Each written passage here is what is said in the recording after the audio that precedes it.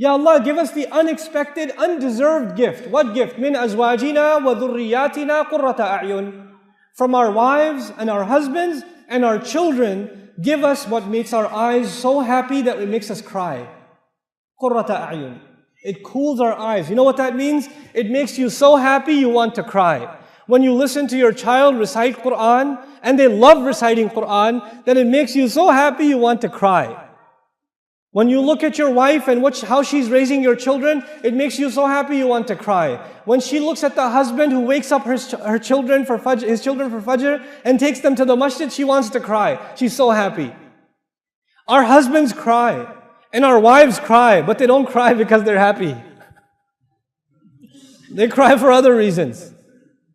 You know, we are asking Allah for tears of joy. We want to be so happy with our family. How are we going to do that? Right now, every day you go home, you fight with your wife, man. Every day you go home. It's like, why were you so late? Why are you asking me? You always ask me. Don't you know there's traffic? Look outside the window. And you start every day.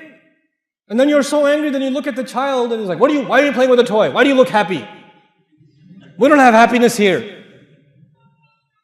Where's your homework? Your kid's like, I didn't get any homework. You know, why not? I'm going to complain to your school. You know, God, this is not qurrata a'yun. There are people who come to the masjid for salat, and salat is supposed to give you peace. It's supposed to make you calm. It's supposed to settle you down. And then they go home and there's a tornado that walked into the house. Oh, children hide under the bed. You know, the wife gets off the phone. She's like, you know, you cannot be the reason for your family to be afraid of you. You should be a reason for your family to be overjoyed. Your children should they should run to you and hug you when you come home. That's the relationship you should have with your children. And while I'm on this topic, 20 years ago, 30 years ago, 40 years ago, parenting was different. Now it's not the same. You cannot afford to be, I'm talking to the fathers here, you cannot afford to be authorities over your children. You cannot afford that. You have to be friends and authorities with your children. Our fathers were not friends with us. They were authorities. We didn't slap our dad on the back and say, hey dad, let's go play some basketball, let's play some football. We didn't do that. Abba Kimon Baba, Abba Jan, you sit straight. Assalamu alaikum. You get their shoes. That was 20 years ago, 30 years ago. Your kids don't do that. And they won't. We're living in 2013, brothers and sisters. We have to accept reality. Our children are exposed to a lot of things. It doesn't matter if you're in the Muslim world or anywhere else. Ihtiram will remain. You have to respect your parents. But our children, the only one who will give them the love of Islam is you. And you will not be able to give it to them if you're only an authority. If you only yell at them and tell them what to do, but you're not their friend. Every father here should know and master the video games your children play. You should be better if you're letting your kids play video games, first of all, that's a problem. But if you are letting them play and you're not going to let them stop, then you better play with them. Then you better be sitting there playing with them. You don't go watch the news. You're not going to change the world. Okay? You've watched enough news, believe me, and nothing has changed. You need to know whether the stock market went up or down. You don't even care about stocks, man. Why are you watching the news? It has nothing to do with you. Listen to it in the car, when you're in the car. Don't come home and watch TV. Don't come home and watch the news. Come home and play with your kids. Do homework with your kids. Talk to your kids. Take your kids to the masjid. Do that with them. Make your kids love you. I'm telling you, if the fathers don't do this, we will lose this ummah. We will lose our next generation. I am telling you. I'm guaranteeing you. This is the real problem. I cannot come from America. Sheikh Mufti Min cannot come from, all of different places in the world. And they come and they sit here and they give you a dars. We can only help a little bit. We can only help a little bit. The real change that will come in your child's life will come from you.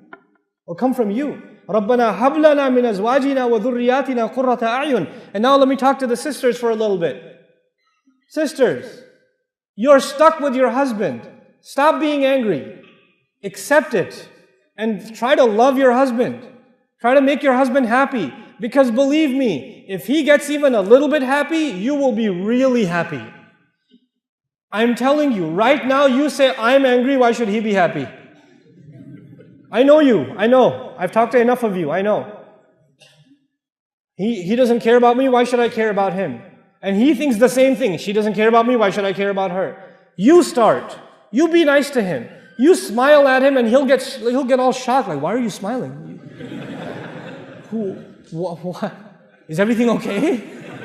You know, is your mother here? Is that why, you know? You know? You have to be nice to your husband. Don't dress up when you go to a wedding. Dress up for your husband. Even if you have 4 kids, it doesn't matter. Dress up for your husband. There's enough shaitan and fitna outside.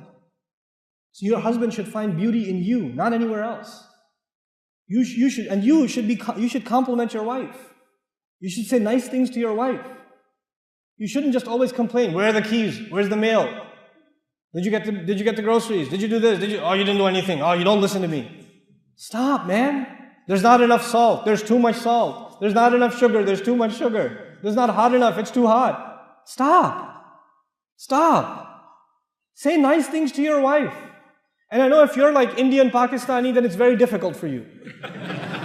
I know. It's very hard to say nice things to your wife. In our culture, if you say nice things to your wife, your ribs hurt. Like, you know, so you have to immediately follow it up with something mean. You have to say something bad right after to balance the equation. You can't just say nice things. So if the food is really good, you're like, oh, aaj to bada acha khana banaya, but I still hate your mother. Like something. You have to, you have to add something, you know. But don't try to be, this is the dua. We are asking Allah to give us so much happiness from our wife and our husband and our children that it makes us want to cry out of joy. How will that happen? You cannot ask Allah for something and not make any effort yourself. It doesn't work that way. You cannot say, Rabbi ja'alni muqim as-salati. Ya Allah, make me establisher of the prayer. And you're lying down in bed, adhan's going on, you're like, Rabbi ja'alni muqim as-salati.